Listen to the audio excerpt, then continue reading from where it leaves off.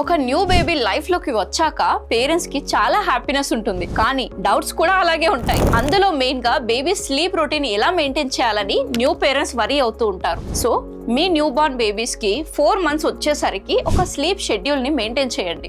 Day naps తో సహా baby యొక్క స్లీప్ టైం ని, వేకప్ టైం ని కరెక్ట్ గా మెయింటైన్ చేయండి. బేబీస్ కి డే అండ్ నైట్ డిఫరెన్సెస్ ని చూపించండి. Morning sun bath, bird noises ని బేబీకి ఎక్స్పీరియన్స్ చేయనివ్వండి. డే టైమ్ లో బేబీ నాప్ తీసుకుంటున్నప్పుడు లైట్స్ ఆన్ పెట్టి డే టైం అని బేబీకి తెలియనివ్వండి. అదే నైట్ టైమ్ లో అయితే బేబీకి బెడ్ టైం మసాజ్ చేశాక వారి ప్లే టైం ని మినిమైజ్ చేయండి, అంటే తగ్గించండి.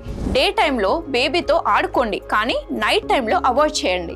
ఇన్ కేస్ బేబీ నైట్ టైంలో నిద్రలేస్తే వెంటనే లైట్స్ ఆన్ చేయకండి. బేబీతో మాట్లాడకండి. మిమ్మల్ని నిద్రపోవడం చూసి మీ బేబీ కూడా నిద్రపోయే ఛాన్సెస్ ఉంటుంది. కొన్ని మినిట్స్ అయినా కూడా మీ బేబీ ఏడవడం ఆపకపోతే అప్పుడు ఏమైనా ఇష్యూ ఉందా చెక్ చేయండి.